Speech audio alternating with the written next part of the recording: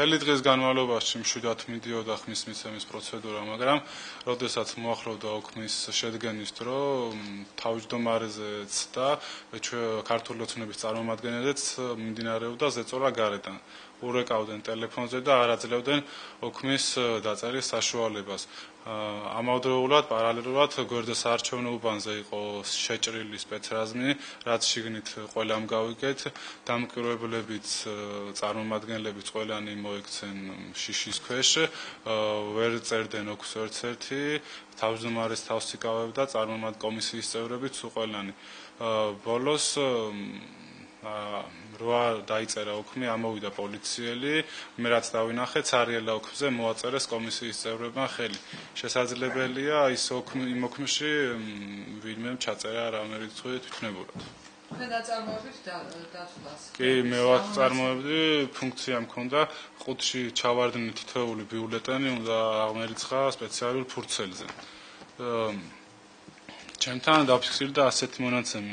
სულ შემოსული იყო 791 ამომრჩეველი, იგივე ბიულეტენი ჩავარდა, იგივე რაოდენობის, ცდომილება იყოს პლუს-მინუს 3 ბიულეტენი.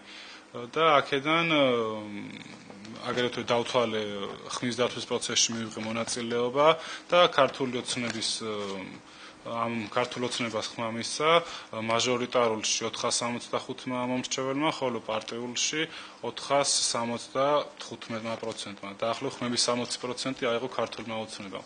ნაციონალურ მოძრაობას ჰქონდა დაახლოებით 200-მდე, ზუსტად ციფრი არ მახსოვს. თქვენ აგიგზავნეთ ვიდეო გადაღება რამდენადაც ვიცით და რამდენად კანონიერად მოხდა ეს რა დააშავეთ?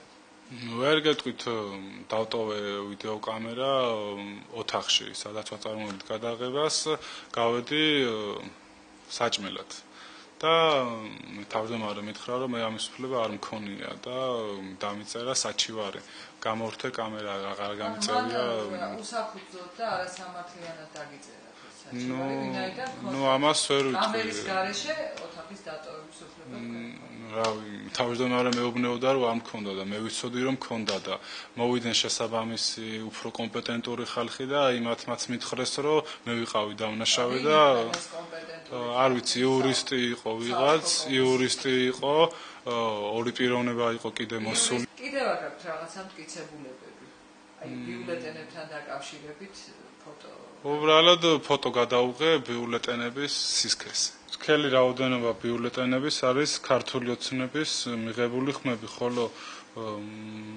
ხოლო მარჯვნივ თხლად რაც არის, ეს არის ნაციონალური მოძრაობის მიღებული ხმები. რატომ გაჭიანურდა ოქმზე ხმების მოწერა? გასაგებია, რომ იყო ზეწოლები, მაგრამ 2 საათის განმავლობაში დროზე რომ მოწერილი იყო ოქმზე ხელი ხო არ? უბრალოდ თავმჯდომარეს თვითონ არ წერდა თუ არ აძლევდა ფაქტი ისაა, რომ ყოველ წუთს ტელეფონზე ლაპარაკობდა და მე ასე მგონია, რომ არ აძლევდნენ ოქმის დაწერის საშუალებას, რადგანაც იმაზეც იყო მუქარად თვითონ თავმჯდომარეს.